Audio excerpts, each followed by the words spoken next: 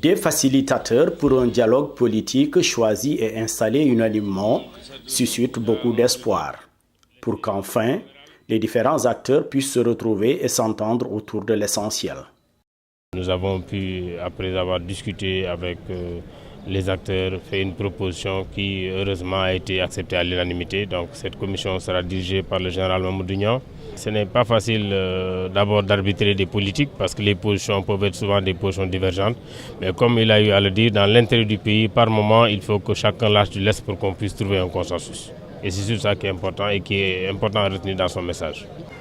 Se retrouver autour d'un consensus, la majorité présidentielle y croit dur comme fer et compte œuvrer dans ce sens. C'est avec satisfaction que nous avons participé à cette cérémonie d'installation et nous pensons que avec cette équipe qui dirigera les concertations, le cadre de concertation sur le processus électoral, nous atteindrons un consensus fort dans l'intérêt exclusif du Sénégal.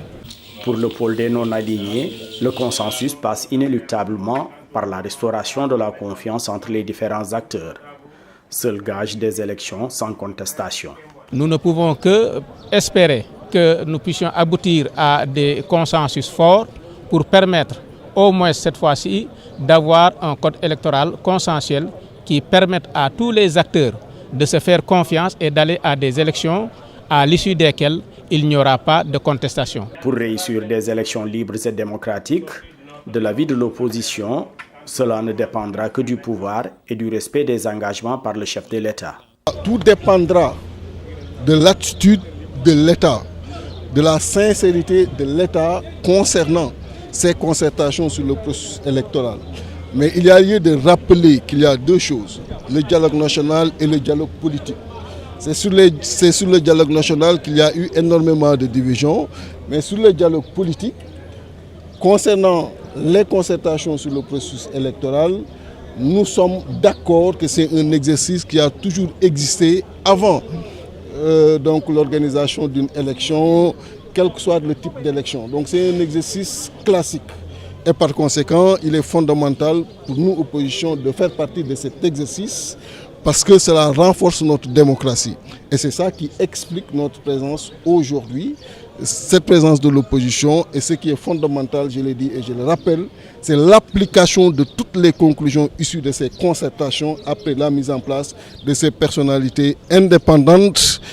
Nous sommes pour le maintien du calendrier républicain. C'est un principe, on ne peut pas déroger à ce principe-là.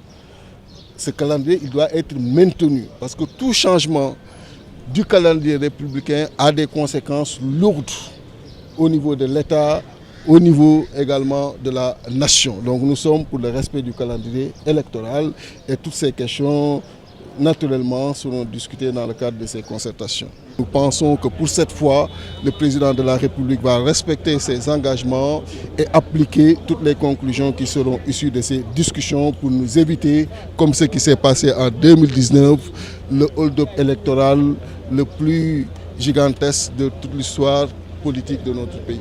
La commission cellulaire pour le dialogue politique installée, les acteurs politiques conscients des défis attendent de voir les différents membres de l'organisation à l'œuvre.